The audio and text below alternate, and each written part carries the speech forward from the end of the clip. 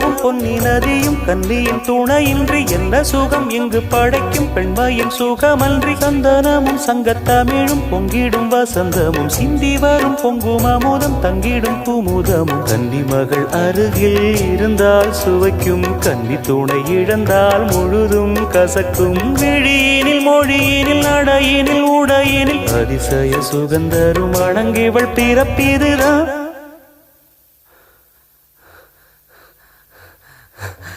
மண்ணில் இந்த காதலன்றி யாரும் வாழ்